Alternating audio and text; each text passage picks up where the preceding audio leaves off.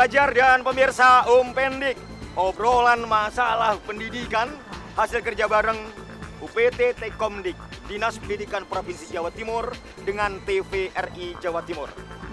Kita mengetahui pemirsa, bahaya penyalahgunaan narkoba ini terus mengintai kita. Sampai ada yang mengatakan bahaya laten. Ya kan? Miris memang, ya. Bisa loh. Itu bukan orang lain yang menjadi sasaran. Bisa-bisa juga penderitanya adalah saudara kita, teman-teman kita, orang-orang yang kita cintai juga bisa menjadi penderita. Nah, untuk itu kepada penderita, jangan jauhi mereka. Mau sore, terus loro, kena narkoba, kemudian Anda nggak mau kemudian untuk peduli. Dikucilkan, ya kan, dianggap itu sudah menjadi sampah. Jangan sekali lagi, ya kan, sampah itu kalau diolah, jadi ongkos, jadi uang kan, jadi berharga. Untuk itu, kalau kita mau peduli, kita mensupport untuk bisa mengajak sembuh, insya Allah, yakin bisa sembuh, asal ada kepedulian di antara kita. Sekali lagi, penderita tidak boleh dikucilkan, tapi kita rangkul, kita berikan semangat untuk kembali meraih kehidupan yang lebih cerah, ya kan? Tinggal sekarang pilih sehat atau sakro. Sehat atau sakro. Pilihan saya yakin Anda lebih cerdas. Untuk itu, bagaimana kita mensupport penderita agar bisa sembuh?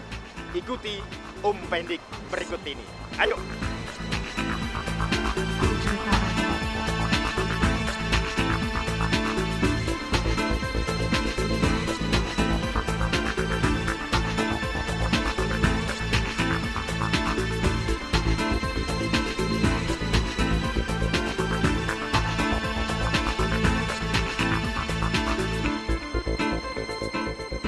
Bapak sekalian, selamat sore dan salam sejahtera. Kami sampaikan, semoga kita selalu mendapatkan suatu limpahan rahmat taufik serta hidayahnya. Pada sore hari ini tampaknya kita semua sudah semangat untuk hadir di ruangan yang cukup dingin dan megah ini.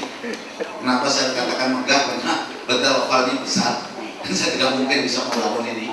Assalamualaikum warahmatullahi wabarakatuh. Jadi tadi saya sudah diperkenalkan oleh Sobat. Dalam hal ini kita mengundang Dinas Kesehatan Kabupaten Kota, Rumah Sakit Kabupaten Kota, BNK Kabupaten Kota, karena kita di sini di kita itu satu kabupaten atau kota 2 peserta, sehingga kita ajak untuk rumah sakit, dinas kesehatan, dan BNK. Maksudnya BNK apa? Karena BNK ini biar mengetahui, karena OSC ini kita tahunya dari Badan Narkotika Nasional, sehingga turun ke bawah adalah Badan Narkotika Provinsi, kemudian ke Badan Narkotika Kabupaten Kota, kemudian diimplementasikan ke rumah sakit dan ke puskesmas. Tapi karena sini puskesmas itu di bawah dinas kesehatan, sehingga dinas kesehatan nanti yang akan mensosialisasikan ke puskesmas.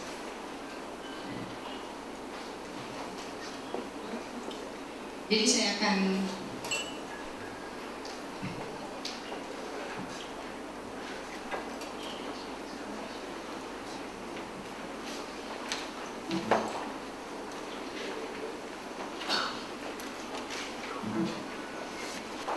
dan kompleks, terbukti dengan meningkatnya jumlah penyalahgunaan, pengedar yang tertangkap dan pabrik narkoba yang dibangun di Indonesia.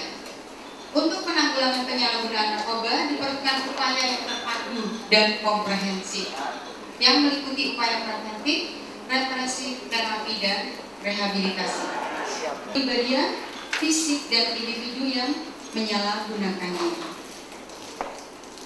Dan data geografis di Jawa Timur, di mana luas daratan 47.922 km persegi, ada 38 kabupaten kota, dan jumlah laki-laki dan perempuan berarti lebih banyak perempuannya. Dan tingkat kepadatannya 84.123 jiwa per 1 km persegi. di mana strategi BNP, karena Badan Narkotika Provinsi ini ada 4 bidang, jadi bidang pencegahan, bidang penegakan hukum, bidang terapi dan rehabilitasi, dan bidang dana. Sehingga kita di bidang pencegahan itu kita ke keluarga, pendidikan, tokoh agama, tokoh masyarakat, unit kerja, media massa, pemuda, dan LSM. Kemudian penegakan hukum, pemberantasan, kemudian ada dari Rumah Sakit Jiwa Menur, Rumah Metadon dan Terapi Community. Kemudian di Rumah Sakit Jiwa Lawang itu tahap persiapan one stop center. Jadi kalau one stop center ada rumah tangga metadonnya, ada dokter spesialis jiwanya, ada psikolognya, ada konselor adiksi, dan ada pekerja sosial. Dan rumah tangga metadon yang ada di puskesmas itu ada puskesmas Londakegi, Malang, puskesmas Kendal-Sari Kota Malang, puskesmas Manuan Kulon, puskesmas Jagir Surabaya. Kemudian lapas narkotika ada lapas Madiun dan lapas Pamekasan. Keliling di 38 kabupaten kota, baik di rumah sakit maupun kita koordinasi dengan dinas kesehatan, dengan rumah sakit, dengan BNK kota. Memang kasus-kasus di daerah ada yang ada kasus narkoba, ada yang tidak. Rumah sakit yang menangani kasus narkoba, ada yang mau jadi volunteer dari rumah sakit mana? Pernah menangani kasus narkoba? Misalnya rumah, nggak ada. Rumah sakit Jombang? Nggak mana ya? Rumah sakit India. Rumah sakit mana ya? Bapak rumah sakit? Rumah sakit nggak ada kasus narkoba yang masuk ke sana? Apa langsung HIV/AIDS? Biasanya mantan yang sudah jadi HIV. HIV ya Pak ya. Itu ada ruang isolasi? Terus waktu dia meninggal, apakah ada SOP-nya juga untuk yang kemudian ini alur rujukan dan laporan? Ternyata baru tadi rumah sakit yang bisa untuk wajib lapor itu adalah rumah sakit dan puskesmas yang pelayanannya PTNM, rumah tangga tangga. Jadi misalnya tadi sudah saya sampaikan ada Sutomo, Jiwa Menur yang di Jawa Timur, kemudian ada 4 puskesmas. Bapak sekalian, waktu masih cukup lama, masih ada waktu 30 menit lagi untuk diskusi. Terus saya itu melihat jadwal saja kiranya boleh. Jadi BNP koordinasi dengan Dinkes Provinsi agar semua puskesmas yang ada di jajaran ini bisa menerima para pasien yang ingin berobat kaitannya dengan penyalahgunaan narkoba atau ketergantungan. Gitu. Jadi, tolong jawaban saya nanti ada ya, 3 pertanyaan ini. Ya, itu ya. Terima kasih Bu. 3 pertanyaan ya, untuk Ibu.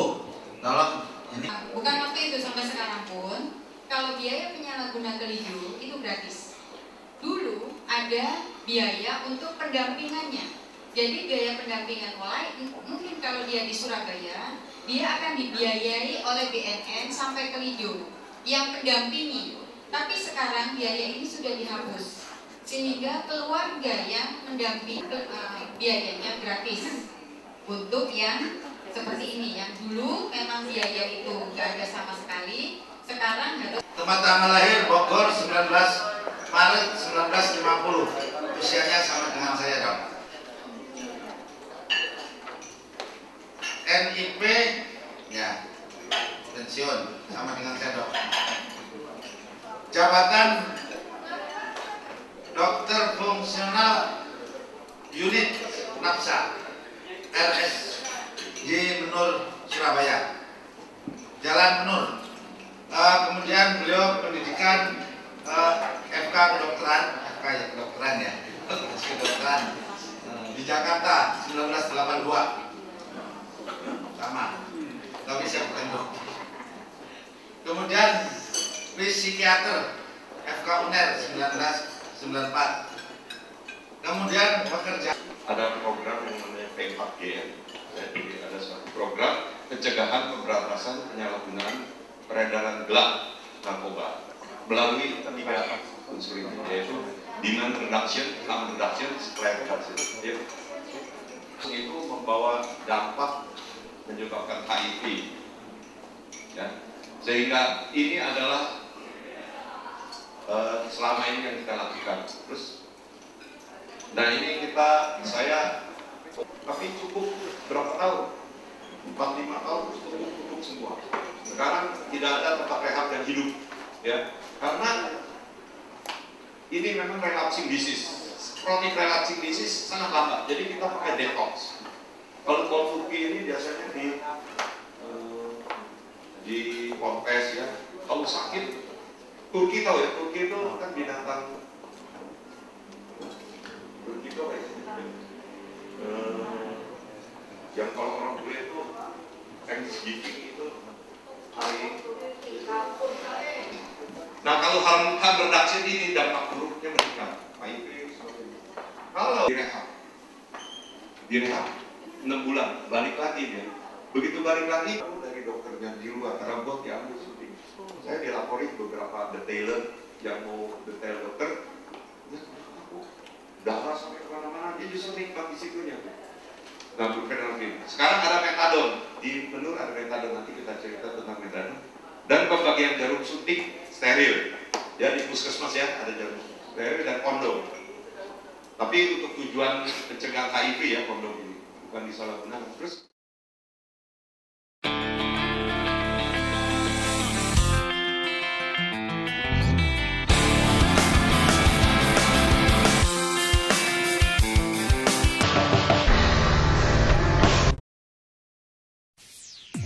dewasa ini, kasus narkotika dan obat-obatan terlarang atau yang lebih dikenal sebagai narkoba telah merebak di negara kita. Banyak dari generasi penerus bangsa yang sudah terjebak, baik sebagai pengedar, pemakai, penjual, bahkan juga sebagai bandar.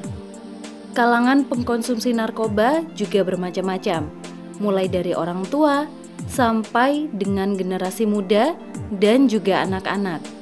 Jenis narkoba bermacam-macam, antara lain ganja, morfin, ekstasi atau ineks, dan sabu-sabu. Menyikapi banyaknya kasus yang tercatat di pihak kepolisian di atas, kita sebagai generasi muda harus mawas diri jangan sampai ikut terlibat di dalamnya. Untuk itu, diperlukan berbagai upaya pencegahan, baik dari pemerintah, sekolah, orang tua, ataupun masyarakat. Mencegah lebih baik daripada mengobati. Pepatah ini masih berlaku bagi kita generasi muda yang belum terjamah narkoba. Berbagai upaya telah dilakukan oleh semua pihak dalam rangka pencegahan peredaran narkoba. Tetapi, yang tidak kalah penting juga adalah penanganan bagi korban narkoba. Mereka perlu diperhatikan agar bisa lepas dari ketergantungan narkoba. Badan Narkotika Provinsi Jawa Timur Bidang Terapi dan Rehabilitasi melaksanakan koordinasi dengan Dinas Kesehatan, rumah sakit, dan puskesmas yang terkait dengan pelayanan One Stop Center. Layanan tersebut bertujuan memberikan pemahaman tentang pelayanan terpadu bagi korban penyalahgunaan narkoba di rumah sakit, puskesmas, dan tempat pelayanan rehabilitasi. One Stop Center yaitu tempat pelayanan terapi dan rehabilitasi terpadu bagi penyalahgunaan narkoba, mulai dari terapi medis sampai dengan rehabilitasi yang dilakukan dalam satu atap, di mana aktivitas program tersebut harus melibatkan tenaga ahli yang profesional di bidangnya, seperti dokter, psikolog, konselor adiksi, dan pekerja sosial yang lain. Dengan adanya konsep layanan satu atap terhadap korban penyalahgunaan narkoba tersebut, diharapkan tempat-tempat pelayanan yang sudah ada, dalam hal ini tempat layanan yang berbasis rumah sakit, bisa mengembangkan layanan ini sesuai dengan kemampuan yang ada, seperti tenaga, sarana, dan dana. Selama ini, masyarakat terbiasa memvonis para korban narkoba sebagai pihak yang bersalah dan ingin mereka dihukum seberat mungkin. Akan tetapi, korban narkoba adalah orang yang perlu ditolong, dikasihi, dibantu, dan diselamatkan. Disengaja atau tidak, para korban narkoba ini memang pernah tergelincir. Tapi, banyak di antara mereka yang ingin bangkit kembali. Yang tidak banyak adalah mereka yang benar-benar mampu untuk bangkit. Karena itulah, diperlukan kepedulian kita semua membantu para korban narkoba agar bisa lepas dari ketergantungan narkoba. Dukungan dan pertolongan yang bisa diberikan kepada korban narkoba antara lain adalah 1. Menerima korban narkoba sebagai orang dewasa yang memiliki potensi untuk melakukan hal positif. Kedua, memberikan kesempatan untuk bertanggung jawab. Kesempatan tersebut bisa diberikan mulai dari hal-hal kecil.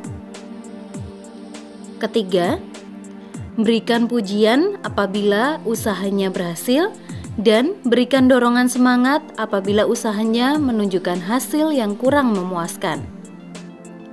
Keempat, berikanlah mereka kepercayaan.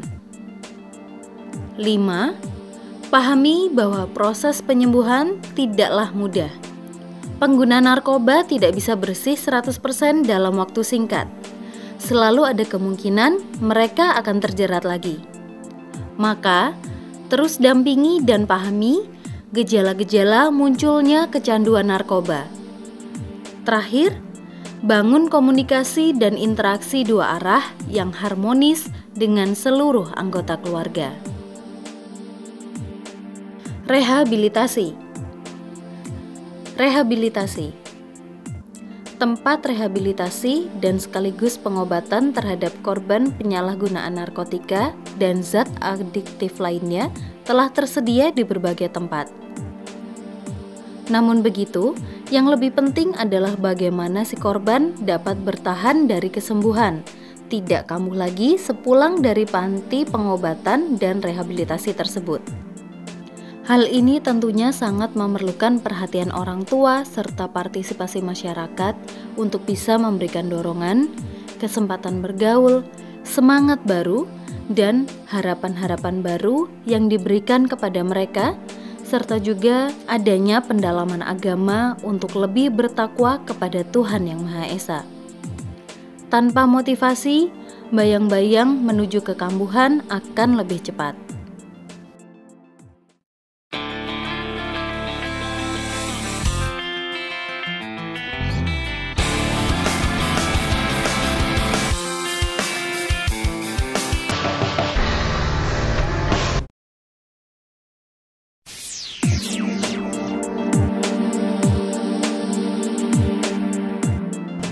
Untuk korban narkoba ini sebenarnya memang ada dua sisi ya. Untuk penanganan medisnya sendiri harus dilakukan, kemudian satunya lagi untuk rehabilitasi untuk kejiwaannya. Di sini saya akan menerangkan masalah penanganan secara medis, karena memang medis harus dilakukan untuk mengurangi ketergantungan dari obat narkotika tersebut.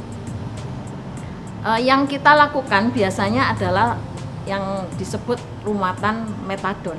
Rumatan metadon ini kita lakukan pada korban narkotika, korban penyalahgunaan narkotika, ini supaya mereka bisa tetap mengkonsumsi, tetapi sedikit demi sedikit kadarnya kita kurangi, sehingga dalam batas minimal nanti pasien tersebut sudah bisa dinyatakan sembuh. Tetapi tidak bisa 100% dari penyalahgunaan narkotika ini bisa terlepas dari bahan-bahan narkotika tersebut. Untuk itu, untuk rehabilitasi dari kejiwaannya ini juga kita harus sinergi supaya perilaku yang dia lakukan yang biasanya mengkonsumsi narkoba, dia akan menjadi jera dan sedikit demi sedikit dia akan menjauhi narkotika tersebut.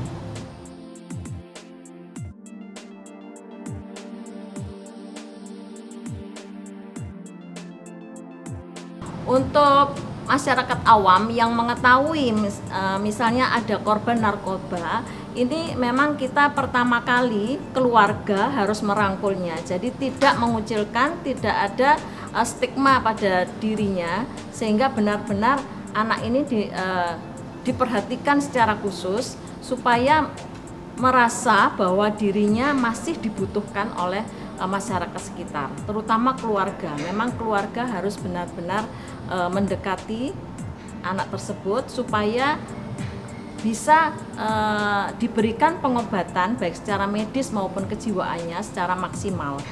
Jadi dia bisa merasa bahwa dirinya masih dibutuhkan, percaya diri timbul kembali, dan tidak ada gangguan di dalam organ tubuhnya. Oleh karena itu ada pengobatan secara medis, ada beberapa pengobatan secara medis, rumatan metadon tadi, untuk bisa mengembalikan kondisi daripada tubuh penderita narkoba tadi.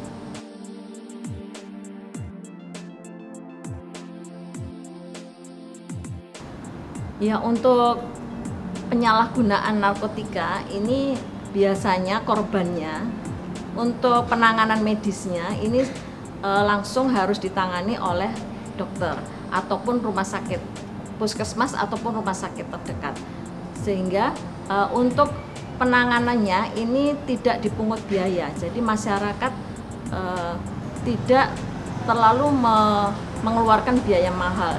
Jadi bisa langsung menghubungi rumah sakit atau puskesmas terdekat ataupun dokter terdekat di mana dia tinggal. Untuk penanganan secara kejiwaan ini ada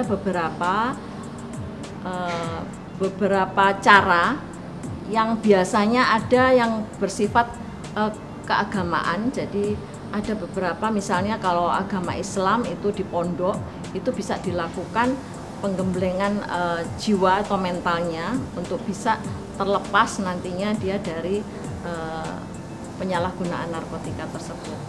Jadi sebenarnya untuk penanganan daripada korban penyalahgunaan narkotika ini tidak terlalu mengeluarkan biaya besar. Jadi masyarakat, pemerintah itu sudah memberikan kemudahan untuk bisa direhabilitasi secara medis di rumah sakit. Kalau kejiwaan itu bisa di rumah sakit karena ada sendiri yaitu bidang kejiwaan. Kalau di luar rumah sakit juga bisa dilakukan seperti alternatif, pengobatan alternatif seperti di pondok ataupun mungkin ada di gereja. Jadi untuk meningkatkan menetralkan kembali kondisi mental dan kejiwaannya.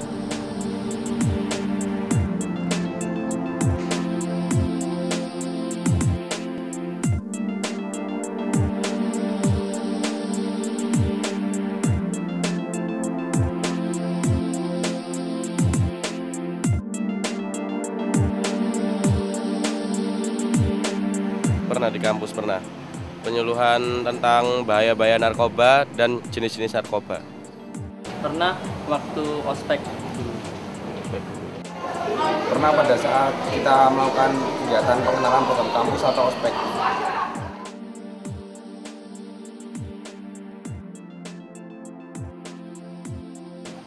Mengamati lingkungan-lingkungan dengan siapa kita berteman dan bergaul. Ya, pertama dari keluarga, dari orang tua, dari keadaan iman dan takwa, olahraga, dan kegiatan positif lainnya. Cara menghindari goda-goda narkoba yang pertama, misalnya tidak bergaul dengan orang yang tidak kita kenal.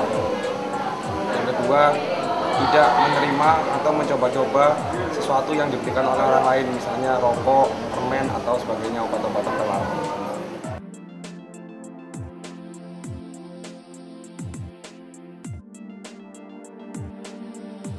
mendekati korban narkoba, tidak menjauhinya, terus memberi nasihat, masukan bagaimana seharusnya menanggulangi narkoba, penyuluhan narkoba juga penting itu. Kalau saya rasa harus dipaksa masuk rehabilitasi, karena kalau nggak dipaksa nggak akan pernah mau untuk berhenti. Langkah yang pertama, kita melakukan pendekatan personal seperti mengajak bicara atau sharing. Yang kedua, tidak melakukan diskriminasi terhadap korban tersebut.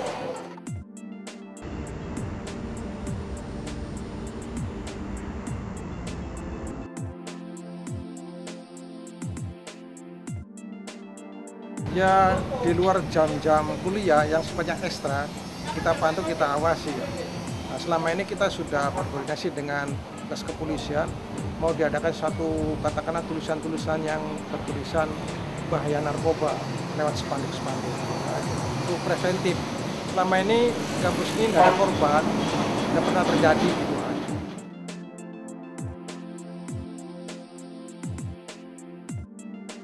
Otomatis kita akan ambil langkah untuk menangkap, tapi sifatnya mendidik.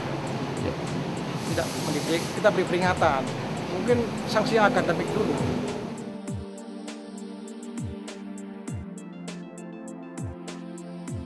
Ya, kita kan punya keamanan kan dibagi-bagi. Kalau di dalam kepolisian ada intelijennya kan, kita bergabung ke sana. Jadi kan kelihatan anak yang gerombol-gerombol ya, yang berkaitan mencurigakan kan. Ya, dari situ kan. Pada hari-hari libur. Kalau hari kuliah nggak mungkin sempat, gitu ya. Terus dari pihak kampus ini disibukkan dengan kegiatan ekstra yang sifatnya olahraga, seperti futsal, basket. Jadi dikasih kesibukan. Itu salah satu preventif langkah lembaga pendidikan.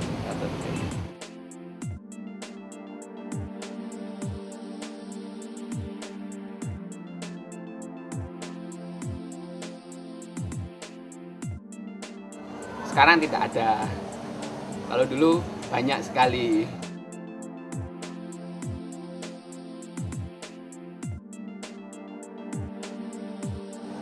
Kalau itu pastilah. Jadi kalau untuk korban narkoba itu jangan sampai ditinggalkan. Jadi kalau untuk masalah orang yang sudah terjangkit narkoba, itu harus ada terapi yang istilahnya tepat guna. Dan saat ini sudah ada penelitian dari rekan-rekan itu bahwa air kencing bisa yaitu mengurangi ketergantungan, bahkan orang tidak akan tergantung lagi dengan narkoba.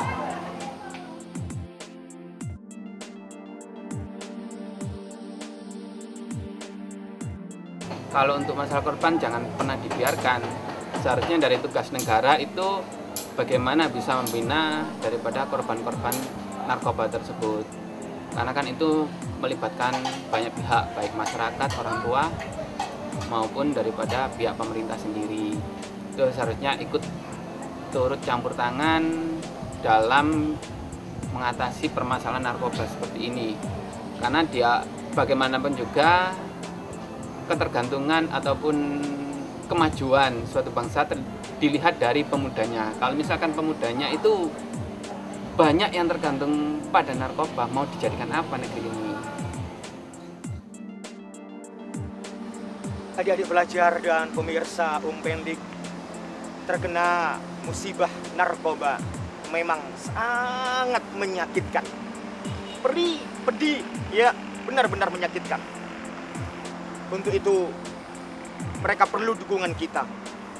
Dengan dukungan, dengan kepedulian, dengan kehangatan, ya, untuk bisa mengembalikan kepercayaan dirinya, mengembalikan semangat hidupnya. Itu sangat mereka butuhkan. Jadi selain pengobatan secara medis, juga ada yang sangat menentukan keberhasilan dari penyembuhan itu, yaitu kepedulian kita, empati kita kepada mereka penderita karena musibah narkoba. Ya, untuk itu adik-adik, sekali lagi Pendik menyampaikan, sebelum narkoba mengintai kita, jauhi narkoba, perangi narkoba, jangan dekat-dekat dengan narkoba. Jadilah orang pinter, tapi jangan keblinger.